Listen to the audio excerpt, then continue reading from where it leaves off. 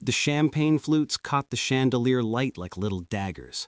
I stood in the center of the grand ballroom, my father's hand on my shoulder, firm, proprietary, almost fond. Around us, 230 employees in rented formal wear applauded politely. The annual Harrison and Reed Gala.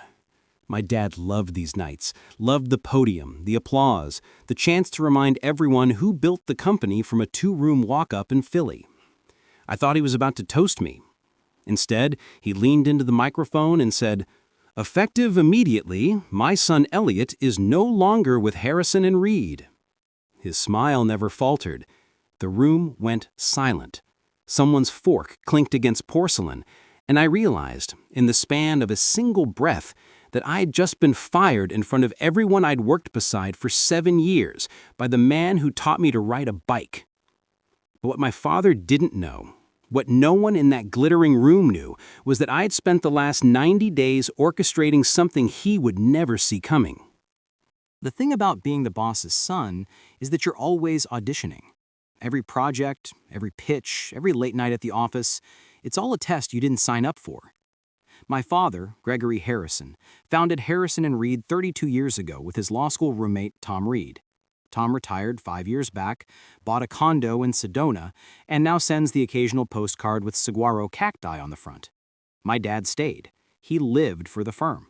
Quarterly earnings, client retention, market share, those are his children. I was just the kid who happened to share his last name. I joined the company right out of business school, not because I wanted to prove myself to him, though that was part of it. Mostly I believed in what we did. Harrison and Reed built sustainable housing developments, affordable, energy-efficient communities for working families.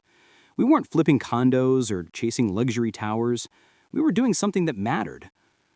Or at least, we used to be.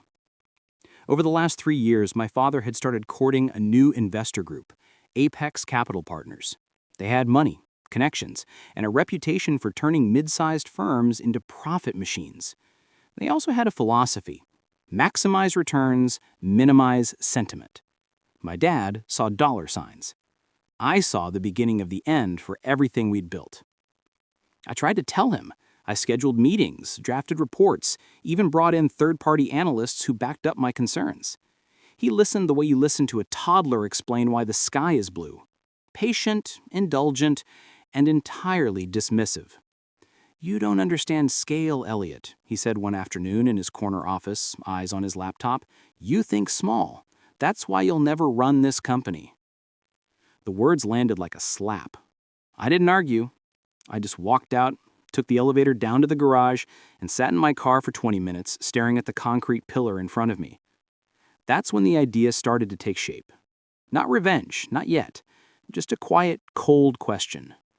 What if I could take it away from him? I spent the next 2 months working in secret. I reached out to Tom Reed in Sedona. He still owned a minority stake, 18%, non-voting, but protected by an old clause in the original partnership agreement. If the firm's leadership was deemed materially misaligned with founding principles, Tom had the right to trigger a special board review. It was a relic from the early days, buried in legalese that no one had bothered to revisit. Tom and I always gotten along. He remembered me as the kid who used to build Lego skyscrapers in the conference room while he and my dad hammered out contracts. When I called him, he listened. Really listened. I explained what was happening. The shift towards profit-first projects, the pressure from Apex, the quiet exodus of longtime employees who didn't recognize the company anymore. I sent them the financials, the internal emails, the strategy decks that prioritized ROI over impact. "Your dad's not a bad man, Elliot," he said on our third call. His voice was gravelly, warm, the kind you trust. But he's lost the thread. I've seen it happen before. Good people get scared and they stop listening. I don't want to hurt him, and I meant it. I just want to save what we built. Tom was quiet for a moment, then, "Let me make some calls." Those calls led to a meeting with a firm called Crescent Holdings. They specialized in aligned acquisitions, buying out companies that had drifted from their mission and steering them back. They weren't interested in flipping Harrison and Reed for a quick profit. They wanted to restore it, and they wanted someone on the inside who understood the original vision, someone like me. We structured the deal carefully. Crescent would acquire Tom's 18% stake and negotiate quietly with 3 other minority shareholders, board members who had grown uneasy with my father's direction. Combined, that gave them 41%, just enough to trigger a vote of no confidence and force a buyout negotiation. The whole process was clean, legal, and entirely invisible to my father. The final piece was the timing. We scheduled the board meeting for the Monday after the annual gala. My father loved that gala. It was his stage, his moment. I knew he'd use it to announce his new partnership with Apex, to cement his vision for the company's future. I also knew that he'd been looking for an excuse to push me out. He'd hinted at it for months, comments about fresh blood, about making room for people who get it. I'd become a problem he wanted to solve. So I let him solve it. I didn't fight, I didn't argue, I just showed up to the gala in my best suit and stood beside him on that stage and waited for the axe to fall. The Metropolitan Ballroom looked like something out of a fairy tale, or a corporate fever dream, depending on your perspective. Ice sculptures shaped like skyscrapers stood on every table. The open bar served cocktails named after our most successful projects: the Riverside Mule, the Greenway Gimlet, the Pinehurst Punch. A jazz quartet played in the corner, their upright bass thumping softly under the hum of 200 conversations. I arrived early. My mother was already there, adjusting the place cards at the head table. She looked up when I walked in, and something flickered in her eyes. Worry, maybe, or recognition. She'd always been able to read me better than my father ever could. "You okay, sweetheart?" she asked, smoothing the lapel of my jacket. "Yeah, Mom, I'm good." She didn't believe me, but she didn't press. That was her way. She'd learned long ago not to step between my father and his plans. The room filled quickly. I shook hands, made small talk, laughed at jokes I'd heard a dozen times before.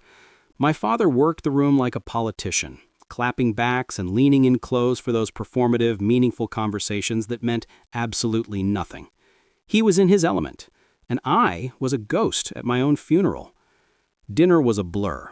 Salmon, roasted vegetables, some kind of chocolate torte that I didn't taste. My father stood to give his speech just as dessert was being cleared. The lights dimmed, a spotlight hit the podium. He looked magnificent. Silver hair, tailored pucks, that practiced smile that made you feel like you were the only person in the room. "Thank you all for being here tonight," he began, his voice smooth and commanding. 32 years ago, Tom Reed and I started this company with a simple idea: build homes that people can actually afford, homes that don't cost the earth, homes that matter. Applause. He paused, let it wash over him. "Tonight, I'm proud to announce that we're taking that mission to the next level. We've partnered with Apex Capital Partners to expand our reach, our resources, and our impact. This is the future of Harrison and Reed." More applause. I kept my hands in my lap. "But with growth comes change," he continued, and I felt the shift in his tone, sharpened, deliberate. "We need leaders who understand scale, who think bigger, who are ready for what's next." His eyes found mine across the room. "That's why I've made the difficult decision to restructure our leadership team. Effective immediately, my son Elliot is no longer with Harrison and Reed." The room froze. I heard my mother's sharp inhale beside me. Somewhere near the back, a glass tipped over, red wine spreading across white linen. My father kept smiling. He raised his glass, "To the future." A few people lifted their glasses uncertainly. Most just stared. I stood slowly, feeling every eye on me. My father's gaze was triumphant, almost gleeful. He thought he'd won, thought he'd finally cleared the last obstacle between him and his grand vision. I walked toward the exit, my footsteps echoing in the silence. My mother reached for my arm, but I shook my head gently. "Not now." I pushed through the heavy double doors and into the marble hallway beyond, my heart hammering, my face burning. Behind me, the murmur of conversation started again. The jazz quartet picked up a new tune, and my father, I imagined, returned to his speech, moving on as if I'd never been there at all. I made it to the parking garage before I let myself feel it. The humiliation, the anger, the bitter, childish ache of being dismissed by the person who was supposed to believe in you most. I leaned against the cool metal of my car and closed my eyes. My phone buzzed, a text from Rachel Kim, my contact at Crescent Holdings. "It's done. Board meets Monday at 9. You ready?" I typed back with shaking hands. "Ready." Then I drove home through empty streets, the city lights blurring past, and tried to remember why I was doing this. Not for revenge, not to hurt him, but because someone had to stop him from destroying the thing he'd spent his whole life building. Saturday morning, I woke to 17 missed calls. 12 were from my mother, 3 from former colleagues, 2 from reporters who'd somehow gotten my number. I ignored all of them and went for a run. The park near my apartment was quiet, the air cool and damp from overnight rain. I ran hard, pushing until my lungs burned and my legs ached, until the only thing I could think about was the rhythm of my breath and the slap of my shoes on wet pavement. When I finally stopped, bent over with my hands on my knees, I felt something close to calm. My phone rang again. This time, I answered. "Elliot, thank God." My mother's voice was tight, frantic. "What happened? Why didn't you tell me?" "He didn't tell you he was going to fire me?" A long silence. Then, quietly, "No." I sat down on a bench, staring at the joggers and dog walkers drifting past. "I'm sorry, Mom. I didn't want you to find out like that." "Why would he do this? You've given everything to that company." "Because I disagreed with him. Because I'm in his way." She was crying now, soft and restrained, the way she always cried, like she didn't want to take up too much space. "This isn't right, Elliot. He's your father." "I know." My throat tightened. "But he stopped being my father a long time ago. Now he's just the guy who runs the company." We talked for another 20 minutes. I didn't tell her about the buyout, about Crescent Holdings, about the board meeting on Monday. I wanted to. I wanted to give her something to hold on to, some assurance that this wasn't the end. But I couldn't risk it. Not yet. After we hung up, I spent the rest of the day in a strange, suspended state, half present, half absent. I cleaned my apartment, I answered emails, I went to the grocery store and bought things I didn't need, anything to keep moving, to keep the doubt from creeping in. Sunday was worse. The doubt won. I sat at my kitchen table with a mug of cold coffee and asked myself the questions I'd been avoiding all weekend. What if this doesn't work? What if the board sides with him? What if I've burned every bridge for nothing? My phone buzzed. A text from Tom Reed. "Hang in there, kid. Tomorrow's your day." I read it 3 times, then set the phone down and stared at the wall. I thought about my father, about the man he used to be, the one who taught me to build model bridges out of popsicle sticks and glue, the one who took me to job sites when I was 10 and let me wear a hard hat that was way too big, the one who used to say, "We're not just building houses, Elliot, we're building futures." When had he stopped believing that? Or had he always been this way and I'd just been too young, too hopeful to see it? I didn't sleep that night. I lay in bed, watching the hours tick by on my alarm clock, rehearsing what I would say, how I would stand, what I would do if he looked at me the way he had at the gala, like I was nothing. At 6 a.m., I gave up and got in the shower. By 7:30, I was dressed in my sharpest suit, the one I'd bought for client meetings that actually mattered. By 8, I was in my car, driving toward the Harrison and Reed headquarters, my hands steady on the wheel, my heart a cold, focused knot in my chest. The boardroom was on the 20th floor, floor-to-ceiling windows overlooking the city skyline. I'd been in that room 100 times, presentations, strategy sessions, quarterly reviews.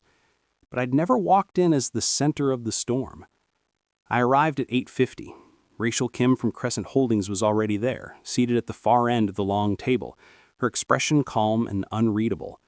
Beside her sat Tom Reed, looking older than I remembered, but solid, present. 3 other board members were scattered around the table: Janet Tron, our CFO, Marcus Lowe, who'd been with the company since the beginning, and Diane Crosby, who represented one of our early angel investors. My father wasn't there yet. Neither was his lawyer, Grant Feldman, or the Apex reps he had invited to observe. Tom stood when he saw me. We shook hands and he pulled me into a quick, tight hug. "Proud of you," he said quietly. "Haven't done anything yet." "You did the hardest part. You asked for help." At 8:58, the door opened. My father strode in, Grant Feldman at his side, followed by two men in sharp suits I didn't recognize. Apex, probably. My father's eyes swept the room, landed on me, and narrowed. "What's he doing here?" he asked Tom, his voice hard. Tom gestured to an empty chair. "Sit down, Greg. We need to talk." My father didn't sit. He looked at each board member in turn, then back at me. "If this is some kind of ambush." "It's a board meeting," Janetron said calmly, "and you're required to attend." He sat, slowly. His jaw was tight, his hands flat on the table. I took a seat across from him, forcing myself to meet his eyes. Rachel Kim stood and distributed a slim folder to each board member. "Thank you all for coming on short notice. What you have in front of you is a formal proposal from Crescent Holdings for a majority acquisition of Harrison and Reed, contingent on a vote of no confidence in current leadership." My father's face went white. "This is illegal." "It's not," Grant Feldman said quietly, flipping through the folder. "Tom?" My father turned to his old partner, his voice raw. "You did this?" Tom didn't flinch. "You stopped listening, Greg. To me. To your employees.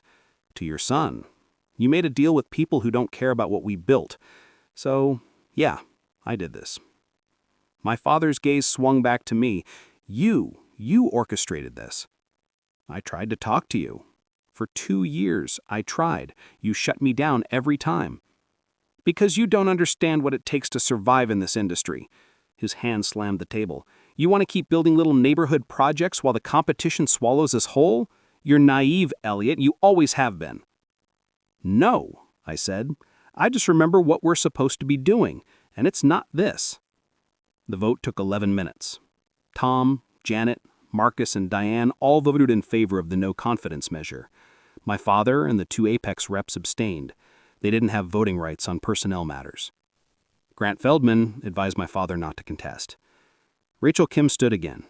"Effective immediately, Harrison and Reed will transition to new ownership under Crescent Holdings, with Gregory Harrison retaining a non-executive advisory role and a consulting fee, per the terms outlined in Appendix C. Operational control transfers to an interim leadership team, with Elliot Harrison serving as Chief Strategy Officer and acting president." The room was silent. My father stared at me, his face a mask of shock and betrayal. "You took my company." "I saved it," I said, "from you."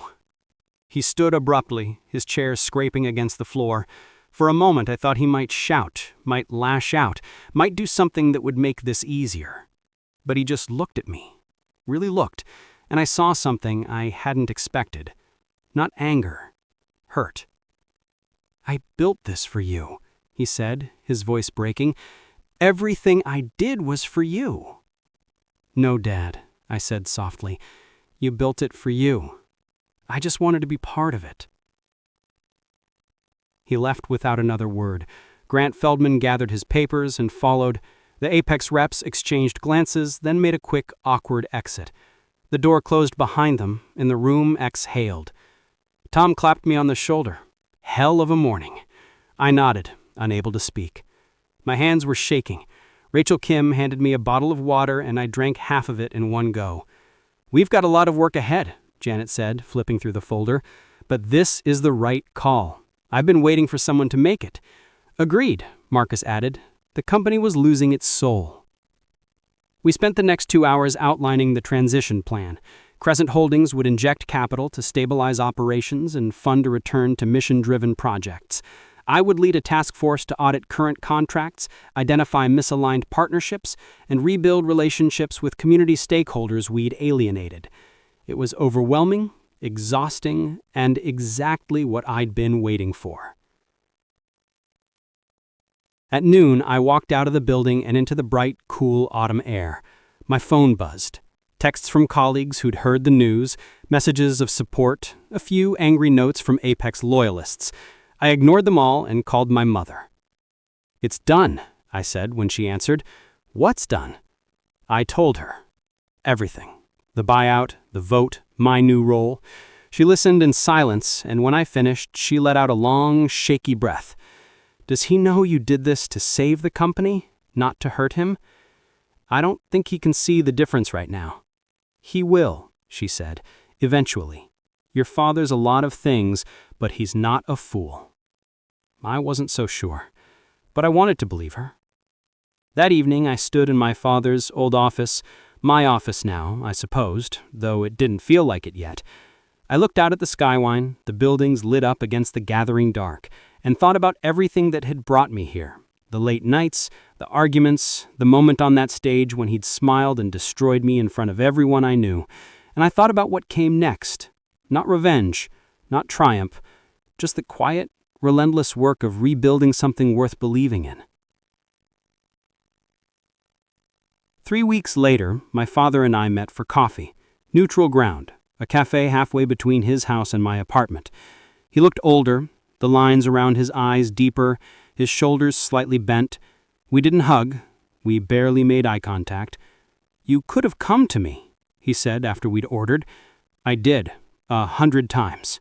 He was quiet. Then, "I didn't listen." "No, you didn't." We sat in silence, sipping our coffee, the space between us thick with everything unsaid. Finally, he looked up.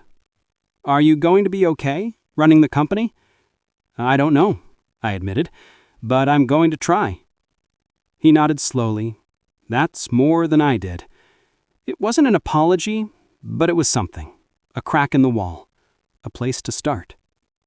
We finished our coffee, shook hands, and went our separate ways. I didn't know if we'd ever be close again. Didn't know if he'd ever forgive me or if I'd ever fully forgive him. But as I walked back to my car, I felt something I hadn't felt in years. Hope. Not for us, not yet, but for the company. For the people who believed in it. For the future we could still build if we were brave enough to try.